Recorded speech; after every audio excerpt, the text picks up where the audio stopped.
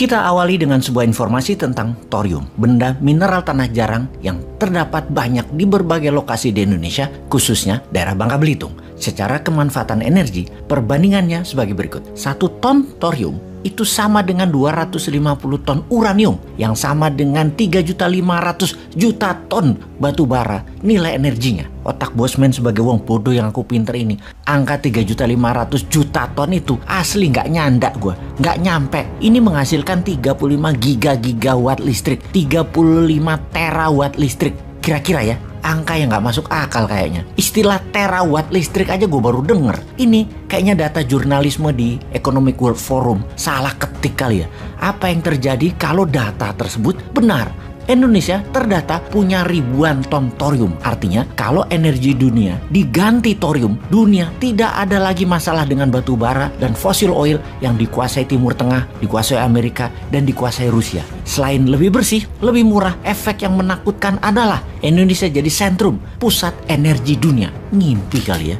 Kita semua tahu Indonesia negara kaya secara sumber daya alam. Kita semua tahu aset alam Indonesia dibandingkan negara Singapura, India, Tiongkok, Jepang, Korea Selatan, Australia. Aset alam Indonesia itu ribuan kali nilainya di atas negara-negara tersebut. Ditambah lagi lokasi yang strategis untuk distribusi barang dengan menggunakan maritim line. Indonesia berada di antara negara-negara produsen besar. Indonesia merdeka lama, lebih dulu merdeka dari India, lebih dulu merdeka dari Tiongkok, lebih dulu dari Singapura, lebih dulu dari Korea Selatan. Lalu apa yang membuat Indonesia hanya menjadi negara di bawah, negara berkembang? GDP Singapura itu $60.000 per kapita. GDP Tiongkok itu $15.800 per kapita. GDP Korea Selatan itu $32.000 per kapita. Indonesia GDP-nya $4.300 per kapita. Apa yang telah dilakukan oleh ketujuh pemimpin selama ini? Sudah kita syukuri, yaitu negara masih utuh, walau yang dua terakhir agak lupa mendiamkan kegiatan yang bersifat ideologi yang kemudian out of control, yang merepotkan pemimpin terakhir yang berusaha keras untuk dapat memadamkan,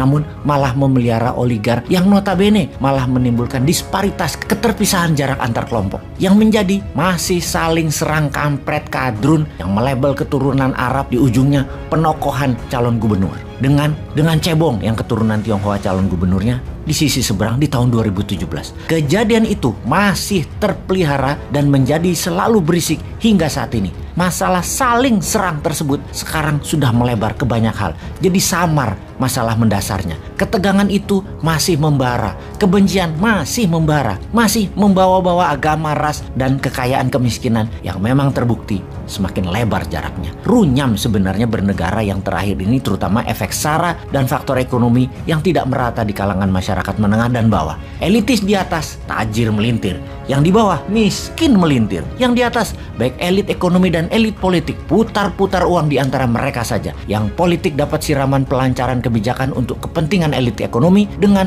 power politik tergadai di tangan elit ekonomi. Hal itulah yang bikin runyam bernegara saat ini. Sungguh ngimpi Indonesia untuk bisa jadi negara superpower, berdaulat, menjadi global player dan berpengaruh di dunia. Sulit tercapai, tidak mungkin terjadi dalam waktu dekat kalau cara bernegaranya seperti selama ini. Setelah reformasi menumbangkan Orde Baru, ada 4 pemimpin yang menjabat yang belum juga menghasilkan cara membuat Indonesia menjadi negara kaya dan damai. Emang kalau Newman bisa? Newman bukan mau menjadi pemimpin tunggal, tetapi lebih membuat sistem ekonomi dan bernegara kekinian yang cocok dengan akar sejarah bangsa. Yang pasti, kalau Newman dapat mandat, Newman akan menerapkan apa yang Nelson Mandela lakukan. Walau dikekang 28 tahun, Mandela tidak dendam akan generasi atasnya dan orang-orang yang memenjara dirinya. Semuanya dimaafkan.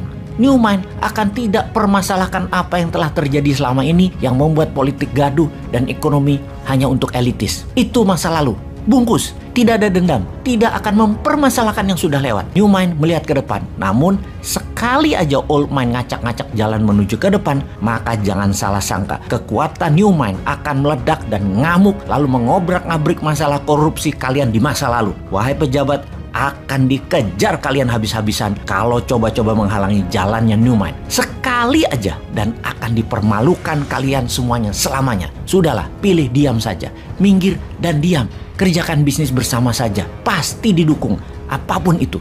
Jadi sekali lagi, sudahlah, jangan cawe-cawe ke Newman. kalau old mind mau menjabat lagi. Gaya utang itu sudah nggak cocok. Wahai para mantan, jadilah mantan yang baik ya.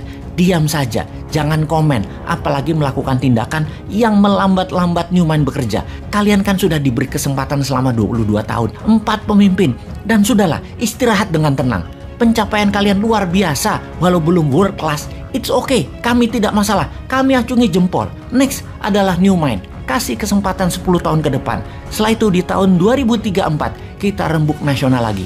Newmind lanjut, atau balik old mind, atau naik lagi ke skala yang lebih tinggi, lebih powerful lagi. Kita bahas nanti. Intinya sekarang kan masyarakat yang di bawah, masyarakat lapar. Karena harga-harga naik, barang-barang langka, udah barang langka mahal lagi. Uang tidak beredar rata. Kita juga belum tahu apa yang akan terjadi di akhir tahun 2022 ini. Akankah lebih baik atau malah makin parah ekonominya, politiknya, dan sosialnya. Juga nggak tahu apa yang terjadi di akhir tahun 2023. Nambah parahkah atau lebih baik? Sejauh ini yang terlihat adalah APBN, keberatan subsidi, dan harga-harga mahal. Dan belum lihat karya nyata selain rebutan jualan untuk 2024. Sini, kasih Newmind, garansi peace of mind hidupmu, Pak.